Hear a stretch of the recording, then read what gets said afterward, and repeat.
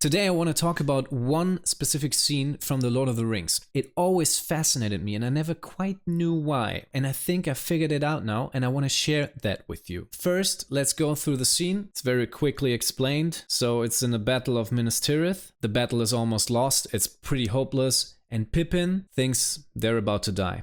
And then he says this. Didn't think it would end this way. Didn't think it would end this way. Okay, he's afraid of dying. So Gandalf is trying to help him out now. He's saying, End? No, the journey doesn't end here. No, the journey doesn't end here. So Pippin is, what is gonna happen? And he says, death is just another path. A path that We all must take. The grey rain curtain of this world rolls back, and all turns to silver glass. And then you see it. What? Gandalf. See what? See what? He's like, tell me. White shores. And beyond. A far green country into a swift sunrise. Yeah. So he's saying, there's a beautiful land waiting for you. It's not the end. And he starting to get his hopes up. That isn't so bad. Then it isn't so bad. No. No, it isn't. Boom. And the battle continues. And now he's like,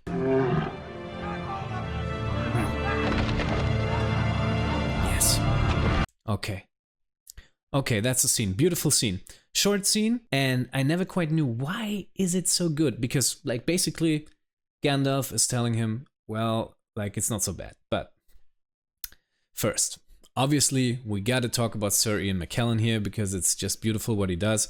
He has complete control of his instrument. Like, he's so There's just another path. calm. One that we all must take. Yeah. His movements are so subtle, so small, and so deliberate. Like, try to do these small movements. White shores. And beyond. Whoosh. A far green. So subtle, so small, then the eyes, precise. Try to mimic his movements and film yourself and you will find out how constraining that feels. It's like you feel like you're in a straitjacket. And he makes it seem so natural because it's perfect for the camera, obviously. And then you will find out it's very difficult to not make it sound cheesy and corny. No, it isn't. Very hard. No, it isn't. And now, one important thing where I get the little hint what his actual acting method here is. He's telling him about the land, how beautiful it is, and then a little sigh. This little sigh makes it seem like he is also reminiscing about it. He's not just talking about it from afar, trying to persuade Pippin that everything is okay.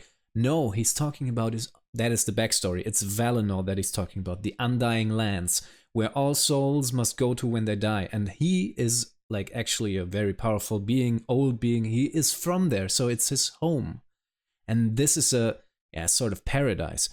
And he is talking about his own home, which is very, very different from just trying to get Pippin's hopes up. That isn't so bad. Look at this, no. No, it isn't. No, it isn't.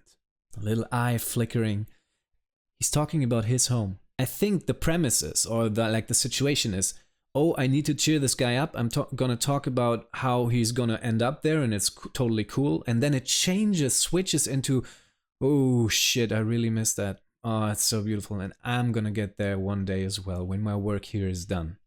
So beautiful, beautiful acting choice by Sir Ian McKellen, which is what brings me to my next point. And that is the homage to Tolkien. That is what we're talking about today. Why I think this scene is so great. Tolkien wrote this whole saga of Middle-earth to give his home, Britain, some kind of mythical landscape that could rival the myths of the old ancient Greek, Beowulf, or even Germanic mythology. He thought that there was nothing equivalent in England. Obviously, there's King Arthur legend, the Arthurian legends, but he thinks that doesn't count. That's a whole different reason. I'm not gonna get into that. You can read that yourself. He wrote that about his home. What he says here is white shores, a far green country under a swift sunrise. It could sound a bit like Britain to me. Britain equals Middle Earth, so it's home.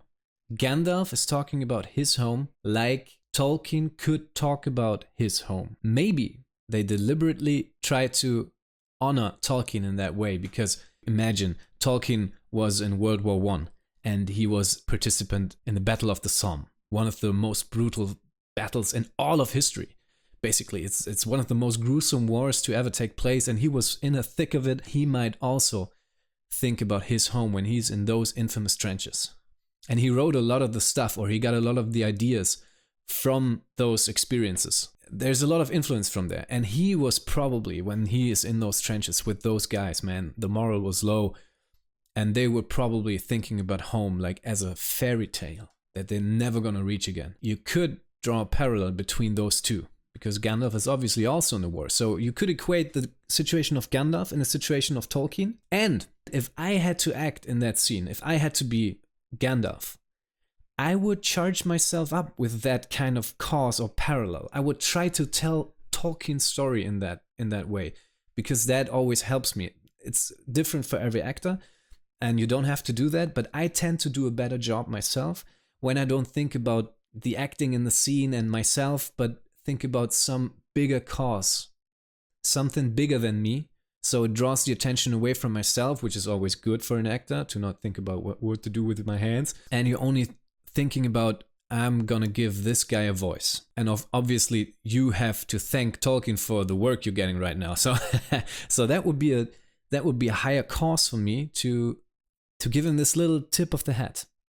And maybe they did that. I don't know what Sir Ian McKellen does. Obviously it works, so maybe he's thinking of his grocery list. I don't know. If it works, it works. Like, no judgment here.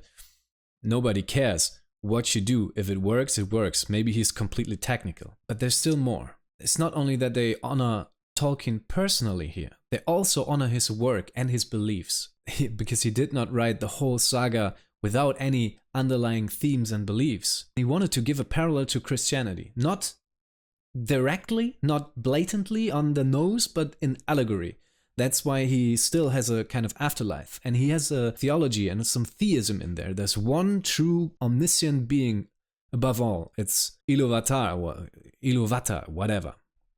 Don't have to know that. But there's this afterlife, Valinor, where Gandalf comes from, and all souls go to there after dying, to the great halls of Mandos, to wait there. The scene could have very easily been cut, and they wouldn't lose anything. But they kept it, deliberately. This small little scene. Because there you have some kind of theology and theism of this world, of Tolkien. Otherwise in these movies, it's not present, and it makes sense. I don't blame them, because they want to tell a very gritty fantasy story without these metaphysical things. It's just a very naturalistic kind of way, even though there's magic, but still in a naturalistic kind of harsh reality, realism way.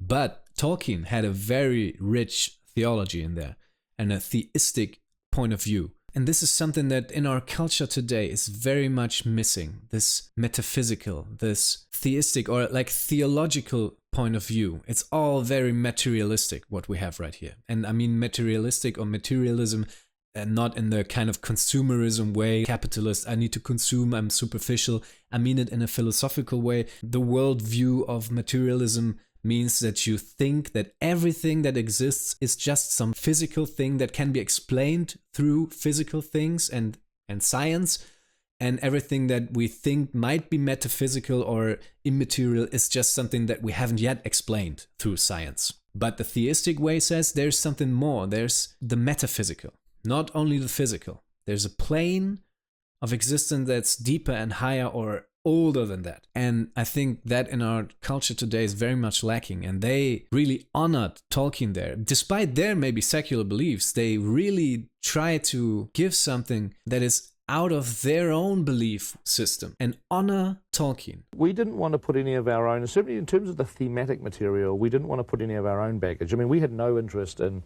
putting our messages into this movie, but we thought that we should honor Tolkien by putting his messages into it. So obviously this is speculation on my part. I don't know what they did and if they wanted to do that there, but it could explain why there's such a profoundness to that scene. For me, it surpasses the normal viewing experience. I'm thinking about that scene at least once a month. Maybe that's just me. That's why I think this scene has a special place in my heart, and it's how you honor the source material in the right way. Hobbits. Oh, well, you meet them, you know. Hobbits by nature, and hobbits by stature, and hobbits with happen to be birth, yeah.